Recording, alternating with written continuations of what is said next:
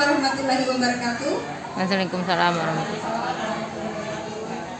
Yang terhormat Ibu Kepala Sekolah SDN 85 Kota Bengkulu, yang terhormat Bapak dan Ibu Dewan Guru Staf TU Tata Usaha SDN Negeri 85 Kota Bengkulu. Yang pertama-tama marilah kita mengucapkan puji dan syukur kehadirat Allah Subhanahu wa taala, yang mana pada siang hari ini kita dapat berkumpul di ruangan ini di acara diseminasi tentang budaya positif di ruangan ini,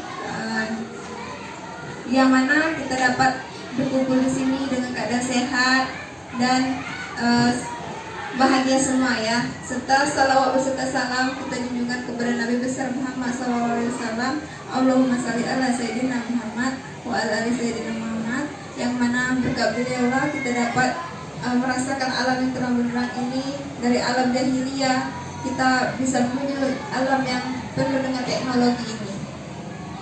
Untuk memulai acara ini, kita akan memulainya dengan lafal basmalah. Bismillahirrahmanirrahim. Baiklah, selanjutnya kita memulainya. Pertama, kata sambutan dari Kepala Sekolah SDN 85 Kota Bengkulu. Dengan segala hormat kami persilakan Ibu Kepala Sekolah.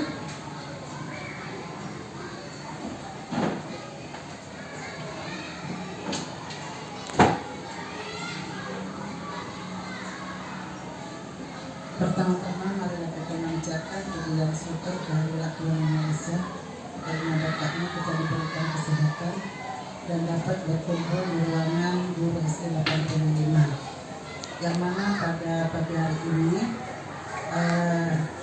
dari seorang guru dari SD 85 atas nama Ibu Yulia menjadi guru penggerak. Nah, hari ini Ibu Yulia mau memaparkan ya selama dia mengikuti pendidikan ini sudah berjalan 3 bulan. Nah, ini memang tugasnya ini dari pemerintah untuk memaparkan materi pada pagi hari ini kepada kita semua Dewan Guru Staf SD Negeri 85. Nah, untuk siang hari ini banyak yang tidak bisa hadir ini karena halangannya ya. Jadi kita mudah-mudahan nanti yang ikut hari ini bisa mengikutinya dari awal sampai akhir. Ini lebih kurang waktunya nanti Bu Lia memaparkan 1 jam. Jadi dihitung mulai jam 12 sampai jam 1. Ibu harapkan semua Dewan Guru ya bisa mengikutinya. Ilmu-ilmu nanti yang diberikan oleh Bu Lia mudah-mudahan bisa ya kita terapkan di SD 85.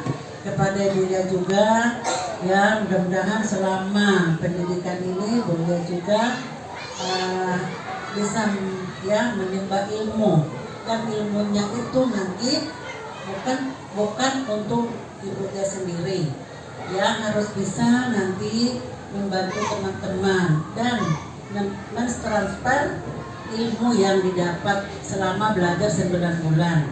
Jadi ini membantu kita semua Dewan Guru yang ada di 85 ini menjadi semuanya jadi guru penggerak.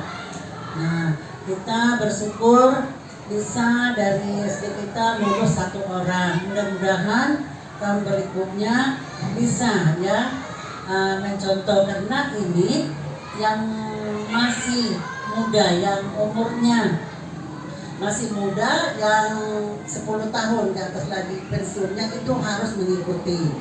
Seperti kemarin ada lagi itu, jadi itu gelombang terakhir itu selalu ya ditekankan harus mengikuti.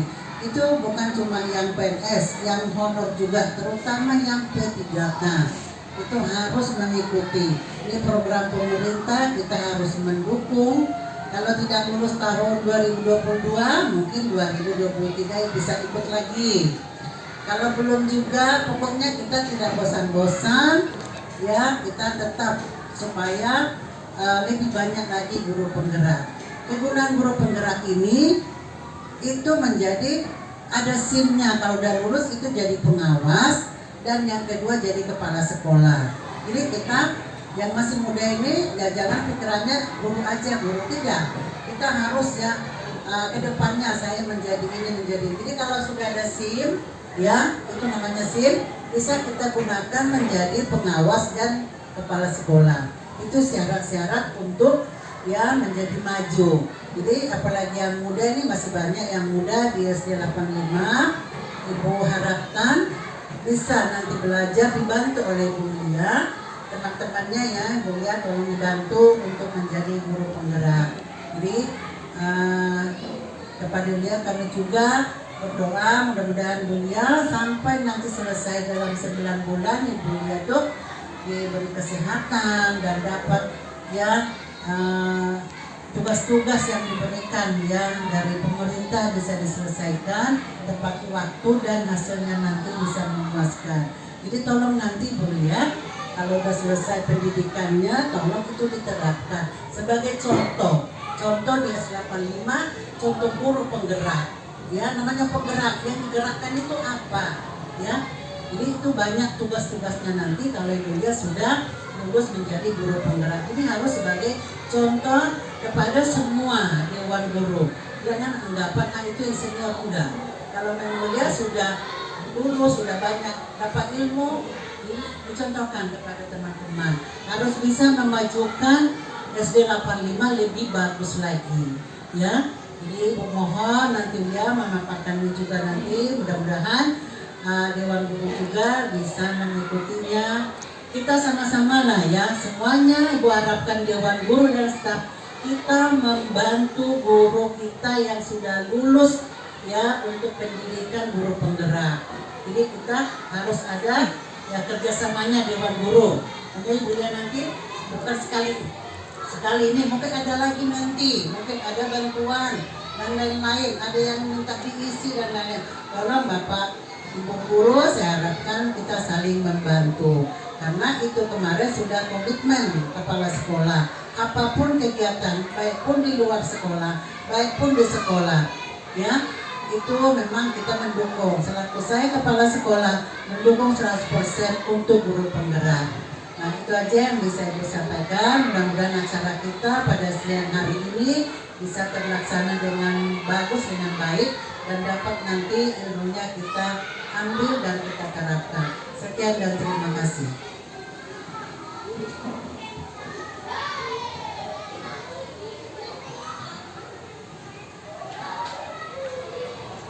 Itulah tadi kata sambutan dari Kepala Sekolah SD Negeri 5 Kota Bengkulu. Terima kasih banyak Bu atas kata sambutannya.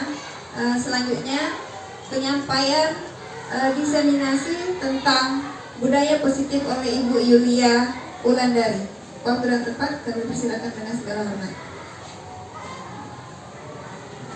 Assalamualaikum warahmatullahi wabarakatuh.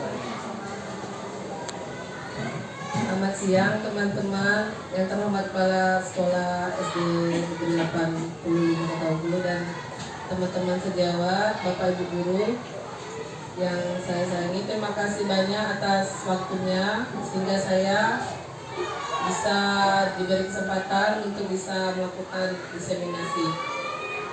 Hari ini kita akan membicarakan tentang budaya positif di sekolah. Bagaimana kita menerapkan budaya positif di sekolah itu. Yang pertama, saya akan menjelaskan dulu mengenai tentang filosofi Ki Hajar Dewantara.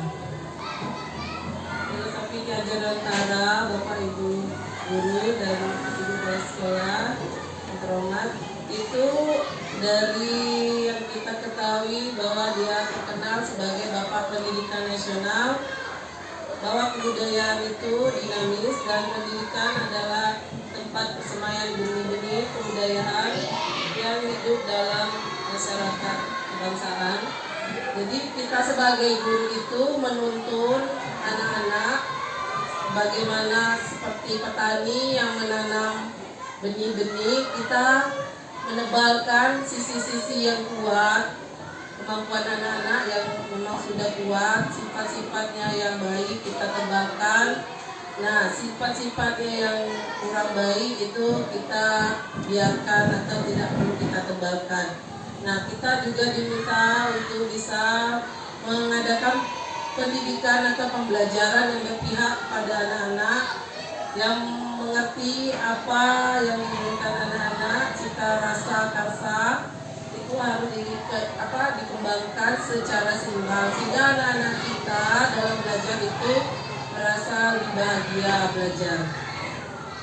Nah, ini kami sebagai guru penggerak ini, calon guru penggerak, kami telah mengikuti 3 bulan pendidikan dan ini yang kami pelajari yaitu ada tentang profil pelajar Pancasila. Ini adalah tujuan pemerintah bagaimana anak-anak didik kita memenuhi standar profil pelajar Pancasila yang beriman, bertakwa pada Tuhan Yang Maha Esa, mandiri, bernalar kritis, ya, dan itu ada kreatif, ada bergotong royong dan berbineka global. Itu artinya kita berpengetahuan secara global, itu artinya kita mengetahui keragaman suku budaya di Indonesia itu kan banyak Bapak Ibu. Jadi kita tidak hanya terbatas dengan daerah tempat tinggal kita saja. Nah, untuk budaya positif yang ada di daerah kita itu kan, misalkan kalau di Bengkulu itu kan setelah nelayan atau bahasa daerah kita pakai Beldare, itu ada nilai budaya kearifan lokal itu bekerja sama mengangkat ikan yang dari kapal, itu adalah salah satu nilai kearifan budaya lokal kita. Bekerjasama dalam melestarikan hasil-hasil ikan itu diangkat dan dipasarkan secara tradisional, ada yang di pinggir-pinggir pantai. Nah, itu termasuk dari kearifan budaya lokal. Nah, itu nanti salah satunya hubungannya dengan berbineka global. Nah, untuk melakukan pendekatan itu kita menggunakan ekonomi apresiatif Bagja.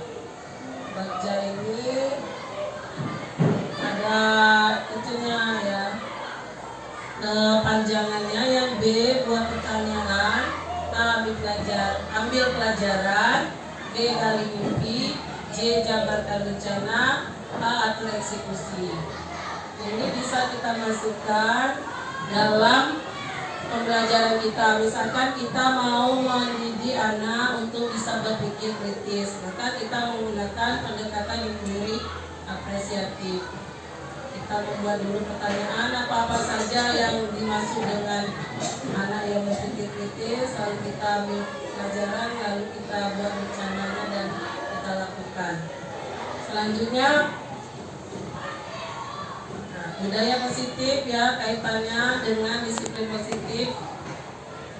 Hal terpenting untuk membangunnya yaitu memahami motivasi perilaku anak didik kita yang didasari oleh kebutuhan dasar manusia. Yang pertama ada kebutuhan akan bertahan hidup. Nah, di sana ada tentang pangan, sandang, papan. Yang kedua tentang kebutuhan akan cinta, rasa kasih sayang. Yang ketiga kebutuhan akan penguasaan. Keempat kebutuhan akan kebebasan, dan kelima kebutuhan akan kesenangan. Nah, sebelum ini ada slide ini kaitannya Bapak Ibu guru yang saya hormati. Ini ada kaitannya dengan keyakinan kelas. Jadi kami selama ini setelah mempelajari banyak modul, salah satunya kita dengan kaitan disiplin positif, kita pertama membuat dulu kesepakatan kelas. Kesepakatan kelas ini kita lakukan dengan curah pendapat kepada anak murid kita. Jadi ya, dia akan lebih bagus kalau kita itu memiliki kesepakatan dari awal. Kalau kita punya kesepakatan bersama-sama, sehingga akan menerapkan disiplin yang positif dibandingkan kita seperti langsung membuat tanpa berdiskusi dengan anak-anak peraturan. Jadi bahasanya yang lebih cocok itu adalah, yang lebih tepat adalah membuat kesepakatan kelas yang disebut keyakinan kelas. Itu yang kami pelajari, Bu, Bapak, Ibu guru, di pelajaran modul budaya positif selama unit guru penggerak. Jadi ada posisi kontrol itu dalam kita menerapkan disiplin positif. Ada pertama penghukum, itu yang biasanya kita lakukan. Kedua pembuat merasa bersalah, itu juga masih sering kita lakukan.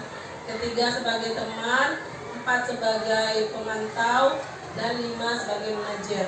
Yang paling baik adalah sebagai manajer karena guru dan murid bisa menjadi pribadi yang mandiri, merdeka, dan bertanggung jawab atas segala perilaku dan sikapnya.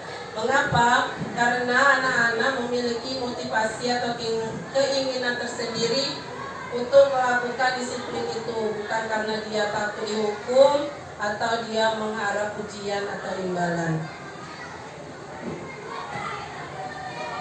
Nah, inilah yang dinamakan restitusi Bapak dan Ibu guru dan Ibu kelas sekolah. Restitusi yang artinya kita menciptakan kondisi bagi murid untuk bisa memperbaiki kesalahan mereka sehingga mereka bisa kembali ke kelompoknya dengan karakter yang dibuat.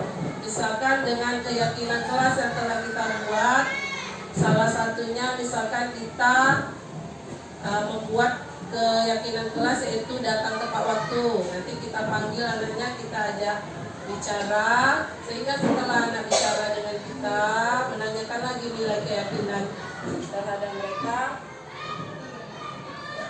dia akan bisa